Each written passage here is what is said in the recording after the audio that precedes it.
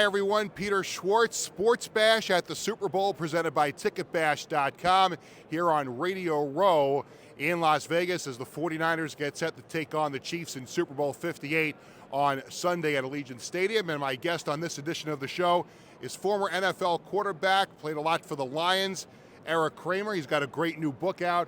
Erik, thanks a lot for joining us here on the show. Peter, happy to be here. Thanks for having me on. Before we get to the book, what are your thoughts on the atmosphere around a Super Bowl in Las Vegas? I don't think any of us that have been watching, following, playing football for all these years could ever have imagined that there would be a team in Las Vegas, now a Super Bowl.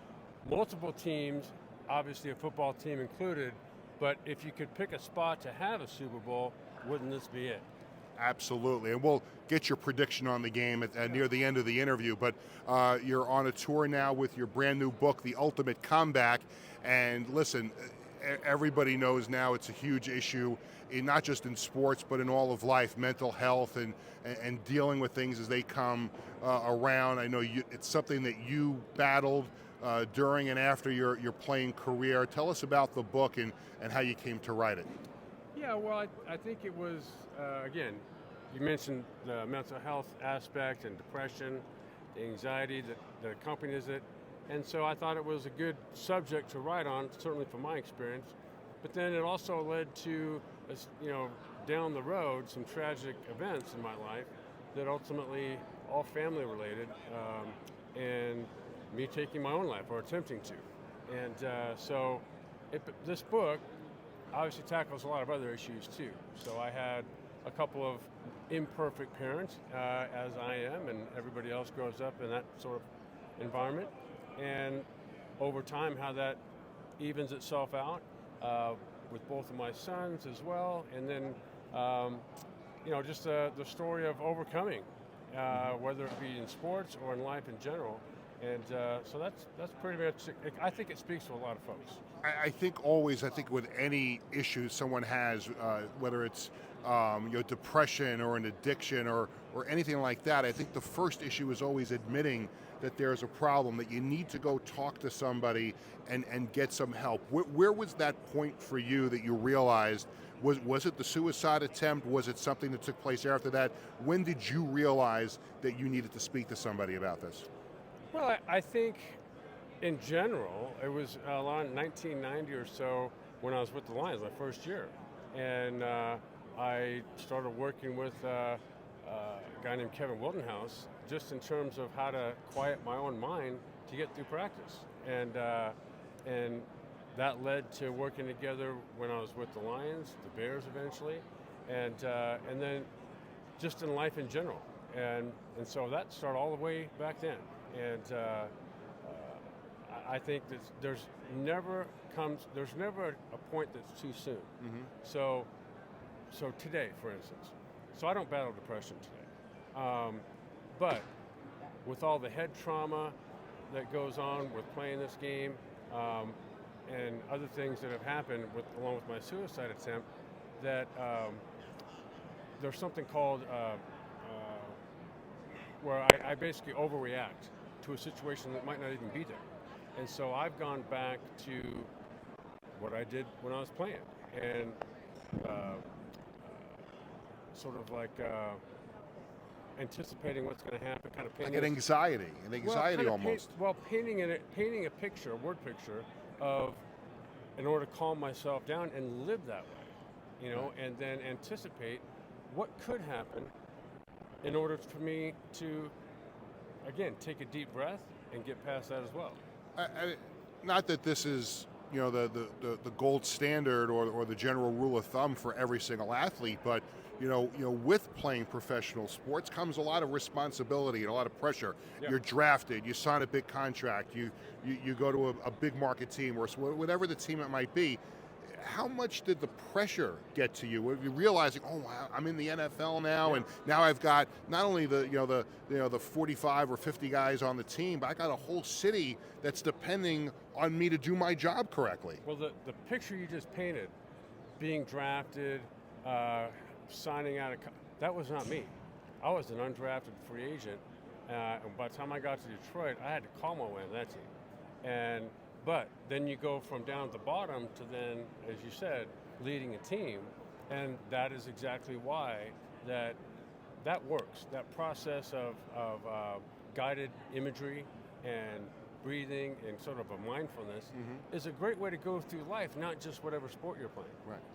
My guest is Erik Kramer, former NFL quarterback. He's joining us here on Sports Bash at the Super Bowl, presented by Ticketbash.com. His new book is The Ultimate Comeback, talking about mental health issues for professional athletes, something that Erik went through in his life. And you see now so many young athletes, so many young kids. You don't even have to be an athlete to be going through mental health issues. And I'm sure if it's not in your book, I'm sure it's something you speak to young kids about, mental health and just being healthy and being able to go talk to somebody about it. What's your message to kids who are going through a tough time in life? Because a lot of kids may go through the same thing that you went through growing up. Correct. And so there's a program that I'm behind. It's a nonprofit called Mental Health Touchdown. It hasn't hit the market, so to speak, just yet, but it's going to deal with young people. So 4th, 5th, and 6th graders. It's going to start out as an after-school program, and the idea behind it is to be able to identify things in people.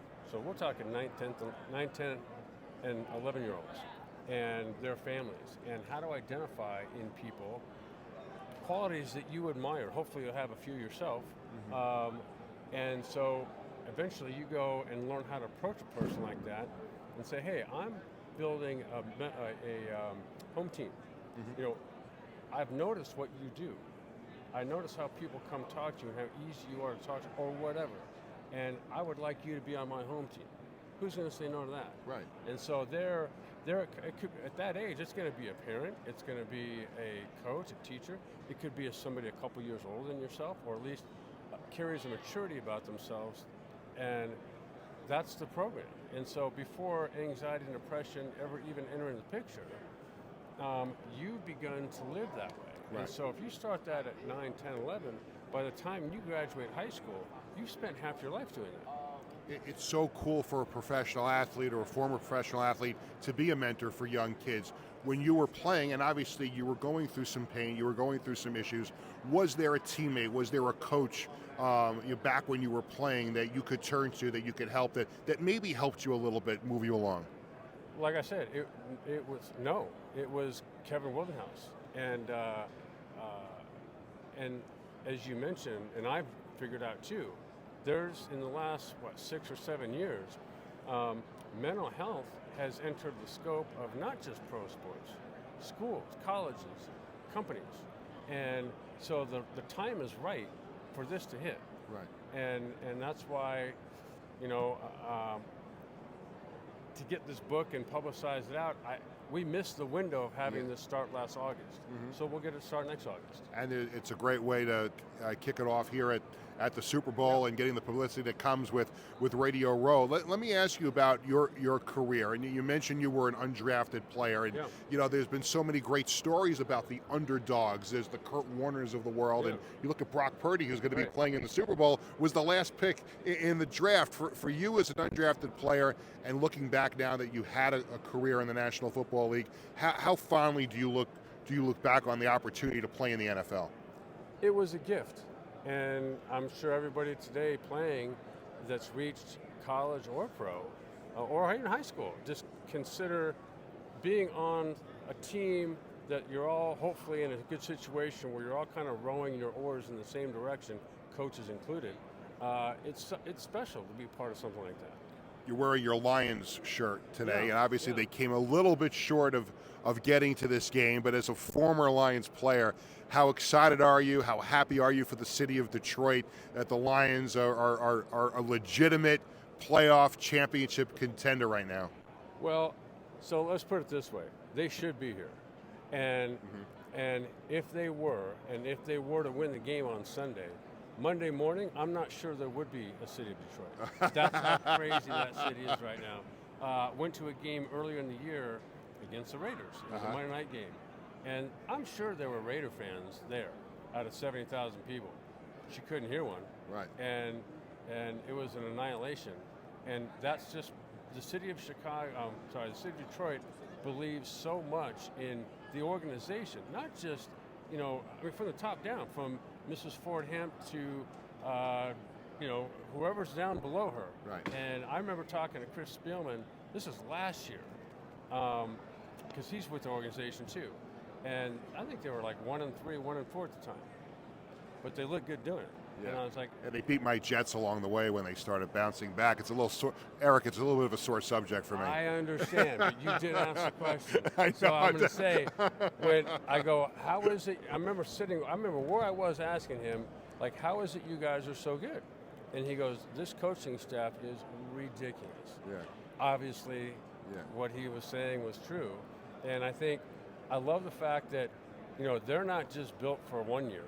This is a sustainable effort. Because they got guys on their first contracts, a lot of them, and the future is bright. Let me close by asking about the game on Sunday. Obviously, we've got this big game with the 49ers and the Chiefs in the Super Bowl, a rematch from a few years ago. How do you look at this matchup? How do you size it up? And particularly the quarterbacks. We touched on Brock Purdy. There's this other guy, Patrick Mahomes, that's playing in the game too. Well, it's not just those two, but so we are in the town of betting. But if I was a betting man, which I'm not. Neither am I, but okay. So if you're going to bet for somebody, that means you're also going to bet against somebody. So you've got probably the league's #1 defense in the Chiefs. You've got apparently the receivers recently all got together and decided we're going to catch the ball now. And then you've got probably the greatest. Did you ever have a conversation like that with your receivers? No. No. And so, and then you've got probably the greatest quarterback maybe ever, and in combination with one of the greatest leaders of a team in Andy Reid ever. So San Francisco should have lost the first game, should have lost the second game. I'm not sure how you bet for the 49ers, but at the same time against the combination I just played out in Kansas City. Yeah, can't bet against the champs. Erik Kramer, my guest, the former NFL quarterback. His book is The Ultimate Comeback. A great read. Erik, thank you so much for joining us, and enjoy the rest of the week in the Super Bowl. Thank you, Peter. I'm Peter Schwartz at Sports Bash at the Super Bowl here in Las Vegas, presented by TicketBash.com. We'll be back throughout the week with more great interviews. Thanks for joining us.